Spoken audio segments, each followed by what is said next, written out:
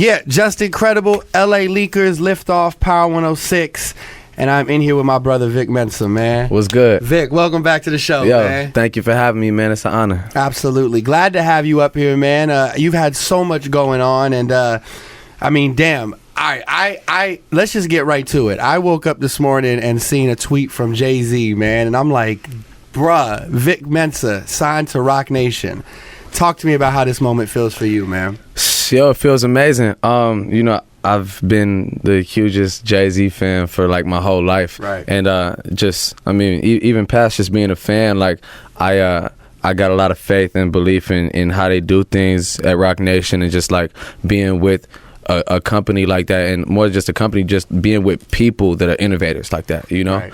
I think that's what's biggest to me is keeping this fresh and interesting. Yeah. And that's what the people at the Roc are about. That's what I'm about. That's what Save Money's about. So it's family. Yeah, absolutely. I get that from you, man. I could tell you're a leader, you're an innovator, you're creative.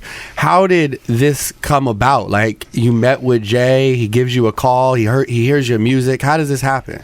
The real catalyst of this situation is my man Lenny S. You know, one of the illest dudes in the industry. Shout out to Lenny Santiago, man. Lenny S. came and he met up with us in like Boston or something when we were on J. Cole's tour like a year ago, just like driving trips Lexus like state to state. Like, yo, Cody was driving so fast from Chicago to Boston because I was just finishing my project at that time, the internet tape. So it's like 2 years ago. Okay. And like I was in the studio all night doing the final mixes before we go to mastering. We were supposed to leave at midnight. We didn't get out till 3 a.m. We had to be in Boston the next day for a show. This nigga Cody was driving 150 miles an hour the whole time. Wow. We got pulled over. Like, the cops thought we was interstate trafficking and shit. No way. Like, yeah, definitely. They gave him like 8 tickets at one time. Like, I didn't even know you could do that. Me neither, dog.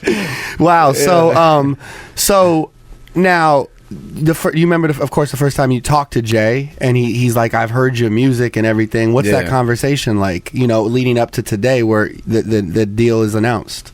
You know, it's funny because the first time I ever met Jay, actually, it was really brief. It was the day that he was going to the Met Gala, and that's why he had to leave our meeting like quick. He was going to the Met Gala, and that was the day he was in the elevator with Solange. Oh, right. That was and it went up and down at the same time. Right. An interesting day. Yeah, that was the first time I met Jay, but just around that time, like, you know, I met him a lot of times, and you know, it's just enlightening just to, you know, speak to him about this game and just like pick up that game, you know, because Jay is just one of the smartest people that I've ever met in general, especially in music. And so to be able to sit down and just press play for Hov is like, that's a blessing, you know? Yeah, I bet, man. I bet. Well, congratulations to you, man. Happy to have you on the show. Now, your birthday's coming up. Is it June 6th, right? Yeah. And you're turning 21 years old, man? No, I'm turning 22. 22 years old. You're 21 years old now. I'm 21 right now. Turning 20. Lit. Bruh, yeah, right? Well, I mean, what are you doing for your birthday? You got anything planned? Yeah, we got a lot to celebrate, bro. I'm going to be in London, actually. I'm going to be doing a festival in London. You spend a lot of time out there? Yeah. Okay. Yeah. I've never been, but is the vibe... You gotta go to London, man, bro. Everything from the music to the fashion. Dude, yeah, London's like my favorite city, like outside of Chicago. Just definitely my favorite international city. London is fresh, man. It's just like, I feel like it's kind of like a less uptight New York. Like, I rock with New York heavy, but London's a vibe. That's all I'll say. Man, you know? That's dope. So you're going to be performing out there? You got a show out there? Yeah, I got a festival in London on my birthday, and then I think we'll probably be around Europe. And international birthday, though. Just lighten it up, right? Yeah. So speaking of festivals, I mean, you're fresh off the Coachella stage, which you dope. Completely tore down. Like, thank you, man. You had an amazing. You did the first day on both weeks. Yeah. And all I kept seeing on my Twitter feed was Vic is tearing it down, and dope. Just I was seeing the pictures of all of the people gathering up. Man, what was that? What was that like for you to perform out there? That was fresh, dude. I think that was probably my favorite, like, biggest moment on a festival stage. Just a stage that's far. That's probably the most people I feel like I performed for. Really, yeah. I mean, I performed for a lot of people when I was doing this Australian festival recently, but this is like, you know, this is my people, for the like, States, in America. Yeah, you know? for sure. And it was just amazing, dude. Like, both weekends were mad fresh. I was on early, but it was so many people came. I was main stage, and you know, kind of just like opened my eyes to like taking this further and further. Absolutely.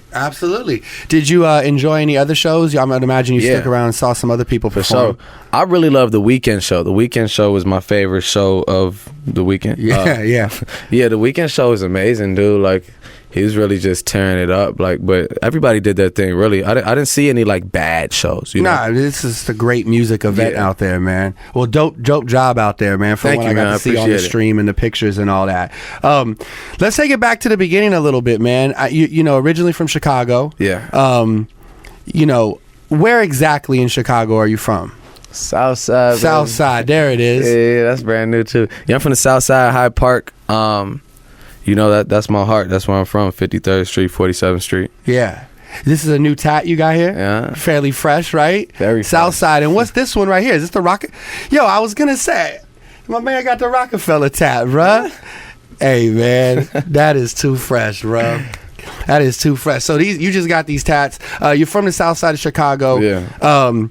Close to where Obama was from? Did I read something like that? Like, yeah, actually, I mean, Obama's not from Chicago, but Obama's crib. Yeah, like where I live in Chicago is obviously, you know, super influential to who I am as a person and as a rapper and shit. But I live like 47th Street. That's like 3-4 blocks or something from where Obama lives, and also like a block from the project. So it's kind of just like everything all at once. You know, I remember like Obama's crib before Obama was president. One time I used to write graffiti, so I'd be out in the middle of the night when I was like 14 years old, you know. You play Ding Dong Ditch on Obama's crib? Nah, dude, I was running from the police and I ran through Obama's backyard and climbed on his fence. And then he becomes president like 2 years later, and I'm like, yo, I remember that house.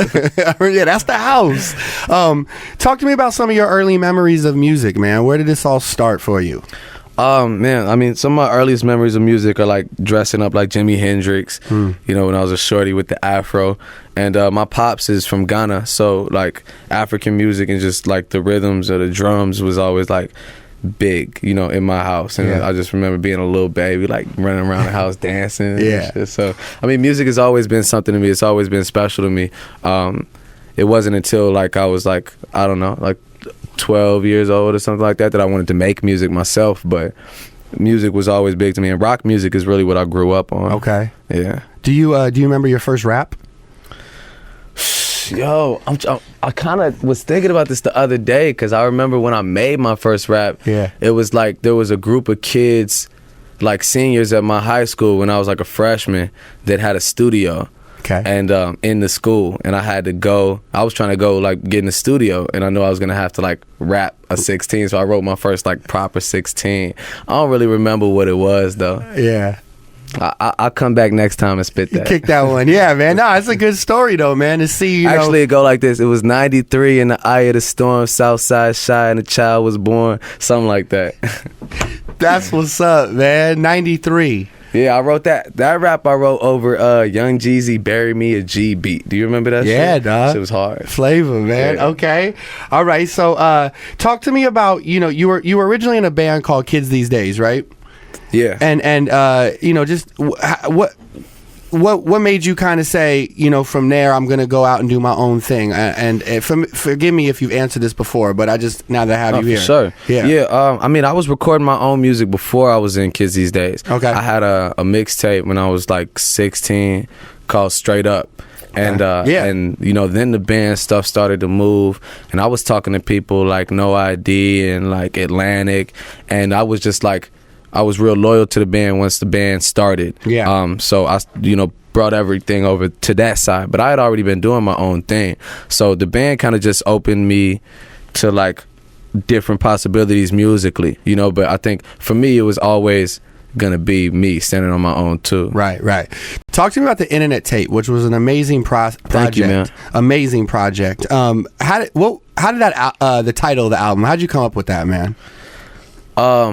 We were doing drugs. Yeah, bro. You know, and I convinced myself I was the internet.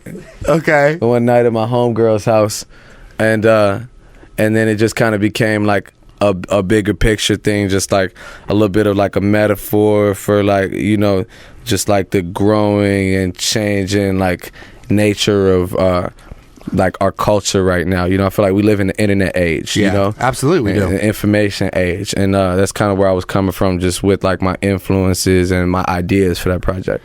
You're such a versatile artist too, man. I mean, your bars and your raps are crazy, but when I hear a song like "Down on My Luck," it's just like your ability to genre bend is so unique to me. Thank you, man.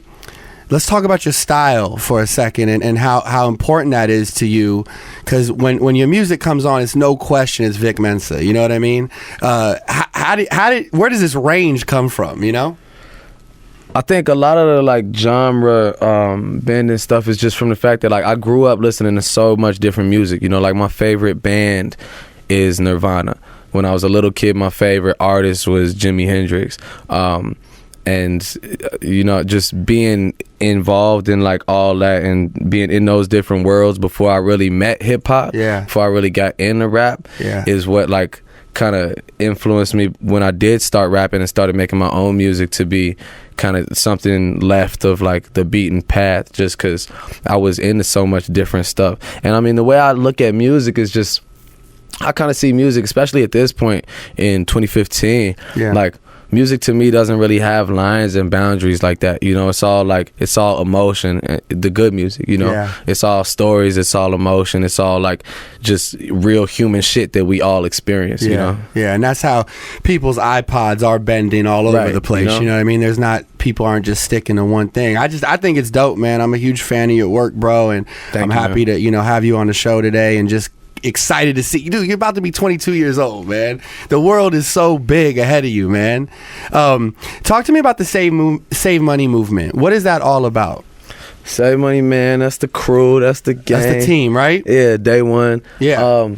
Man, you know, Save Money just that it didn't start as a rap group or anything like that. Homies, Save Money, right? yeah, that's just like my family. Those are the guys I grew up with, like shed blood with, you know what I'm saying? And, you know, it really just started as us trying to make something from nothing. Before it was music, it was just like really like getting fresh and just like doing whatever we had to do to get what we needed to get to where we were trying to go. And I think that like do it yourself, like ground up approach and attitude is something that we've brought to music too, and something that we're going to take with us everywhere we go. And that's just my family, you know. So shout out to like Tokyo, Leather Corduroys, Chance, all these guys I grew up with. You know, your relationship with Chance, you've been buddies with him for a minute now, and I mean, that's another artist out of Shy that I'm extremely excited about, and I love listening to his music. And he had a track on Acid Rap where he said a lyric, and I don't want to mess this up. In fact, I wrote it down. He said something like, you know, I still get jealous of Vic, and Vic's still jealous of me, but if you touch my brother, all the anti-violent shit goes out the window along with you and the rest of your team. That always stood out to me, and you do that way better, and I'm sure Chance is like, what the fuck, get this boy out of here trying to rap my shit. But that was one of my favorite lines off Acid Rap. What's that relationship like now, man? That's my bro, man. I mean, like, you know, me and Chano was like, we was out here before any of this rap shit like went anywhere. We was genuinely out here, and it's true, you know. Anybody knows they get in the motherfucking way, like it's done for them. Yeah. You know, but we always had like a competitive rap relationship and shit too, because when we first met, it was like age 14. I was rapping, he was rapping, we was just both starting. So, you know, we was on each other's first records and shit like that. Talk to me about let's get right into what's going on now. This You Mad song, man, up on iTunes, available everywhere. We're playing it all over. Cop that. Yeah, cop that. We're playing it all over the radio. A little bit of a darker sound for you, is that safe to say? Yeah. How did this song come about, and what made you kind of go, yeah, I'm a kind of go that route with the first song off of the album? What made you kind of say, I'm gonna go that direction? Oh man, You Mad I made in Chicago. Chi-Town. Yeah, I made in Chicago with my brother Smoko Ono, and also Stephen Ponce. So, you know, the three of us was just vibing, and we made this song You Mad as a part of another song. It was like originally the second half of like this R&B song that I made called Know Me Too Well. It's gonna be on the album too. Okay. I was mad at my girlfriend, so I was like, you know, I was like, oh, you mad, huh? Yeah. Like, I was just kind of like going off, and I played it for Kanye out in LA, and he was like, yo, like, you should make that its own song. It kind of sound like a Smizash, you know? Yeah. So I was like, okay, let's run with it, because I played him a lot of stuff, you know? And I built that vibe up with Mike Dean and with Kanye, and you know, we just made it to what it is now. And I love the song, and I appreciate all the support that people are giving it. And you know, we're just trying to take that shit all away. I tore down Coachella, right, when you performed this? Lit. I think I did the whole second verse crowd surfing. Yeah. Yeah, man. I seen you partying with Kanye at some of the after parties and shit like that. Yeah, and that looked like quite lit. a vibe. Yeah, that was super lit. Did all day like 10 times in a row. Yeah. Did you do a verse for all day? I didn't do a verse for all day. You know, I worked on it with him, just opinions. You know, people get Kanye confused. Like, Kanye is the best rapper. Yeah. Kanye, Jay-Z, those are the best rappers. Lil Wayne, you know what I'm saying? Like, Kanye is just like, he's focused on a lot of things, you know what I'm saying? But Kanye got fucking bars. When he locks in. He got bars. Like, the Kanye bars. That's what niggas don't get. They always talking about writers, this and that. The bars in Kanye songs, nobody can think of the Kanye bars. Yeah. How did the shoes feel, man? I'm yet to try on the shoes. Is mad comfortable. I don't know why niggas always gotta throw shade on something. Are they? Yeah, people be like, yo, those are uncomfortable, aren't they? I'm like, no, these shoes are mad dope. They feel good as hell to me. You just ain't got none. You want them, and you mad that you ain't got none. How did the Wolves collaboration come about? Same thing, just playing music for him in the studio, or he's playing stuff for you, you're bouncing stuff off each other? Yeah, he played me that song, and that was the first song of Kanye's that I wrote or recorded anything to, and it just, you know, felt natural. I kind of knew he was gonna use that part, because it just, when I wrote it and sang it, it just felt natural. So good, man. The SNL performance, man. That was dope. Amazing. People be like, man, you was out there crawling. I'm like, man, yeah, we was on some fresh shit. We was on some like get up some on our level. Yeah, we was on some next level shit. And that's what I was telling Yessie Ortiz, was just like something that I've been picking up and learning from Kanye is just the way that he like spits out ideas and brings them to life. Like, I didn't know I was doing. I mean, first of all, I didn't know that Wolves like existed with me on it until the fashion show. Wow. And then that was only like 4 or 5 days before SNL. So I didn't know that we were going to be doing SNL till like 2 days before SNL. And then he didn't know how he was going to do his performance. He figured out that whole like bring the ceiling down and be like all low. Like, he did that all laying down, like basically. He did that all day before, like that all the whole Jesus walks, like laying out with the low ceiling. Like, that's next level shit.